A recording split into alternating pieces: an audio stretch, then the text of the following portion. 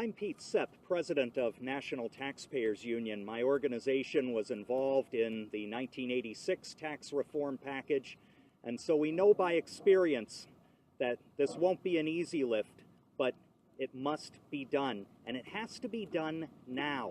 There's a lot of temptation to wait until another year or another Congress for the right opportunity to reform our tax system.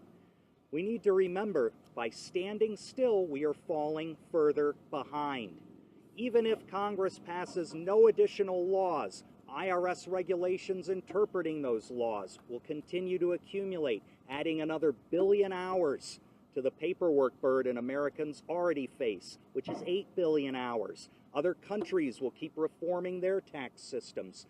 U.S. job creators will leave our shores. That's the price of doing nothing. Small business owners especially are waiting for us in Washington to deliver the relief and the reform that will allow them to get ahead and allow those who want to be small business owners to enter the marketplace. We've got to remove those barriers to entry. Here to talk a little bit more about that is my colleague, Senior Fiscal Policy Fellow at NTU, Mattie Duppler, and I would point out also that we have just initiated an online hub for tax reform. A lot of good historical materials there from the 1980s that can still inform the debate today. That's at ntu.org/tax reform. I'll turn it over to Mattie Duppler. Good morning. As Pete mentioned, my name is Mattie Duppler. I am the Senior Fellow for Fiscal Policy at the National Taxpayers Union. I will be brief. However, I don't think I'm understating it when I say the release of the Unified Framework yesterday galvanized an enthusiasm on the Hill that I don't think any of us have seen in quite some time. That, of course, is exciting for groups like NTU who've been working on tax reform for quite some time, but it's an excitement that is really palpable amongst our members of the groups represented here and the millions of taxpayers that our groups represent. You heard Chair McMorris Rogers describe tax reform as a once-in-a-generation opportunity to fix the American economy, and I agree. I think there's one important point to be made to add on to that, however. This is not just a chance, a once-in-a-lifetime chance for this generation. What's at stake is what we are doing for the generations to come. Right now, we are looking at millennials being the largest generation, of this population.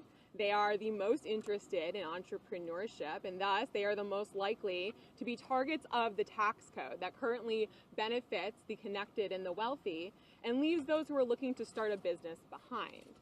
Something that I would like to mention today is the fact that enterprising young people looking to enter the business world today face a myriad of barriers. You've heard it already today from the congressman who presented to us. Starting with high income tax rates exacerbated by arcane rules for cost recovery that make running a business even more difficult. And that's before accounting for the complex IRS bureaucracy that business owners have to try to navigate on their own if they can't afford tax professionals and lawyers to help them navigate it. The framework released yesterday begins the process of breaking down these barriers and unleashing the potential of the American economy for the next generation of innovators.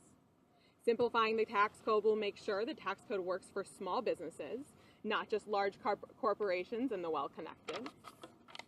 Lower business tax rates and full business expensing will allow entrepreneurs to reinvest in their workers and the American economy. The best guarantee of sustained prosperity for any country is robust, consistent economic growth. The tax code must give enterprising new business owners the confidence that the American economy will continue to grow and give their businesses the chance to succeed. Yesterday, leaders on both sides of Pennsylvania Avenue signaled that that's exactly what tax reform will do, and we look forward to joining them in that effort. Thank you.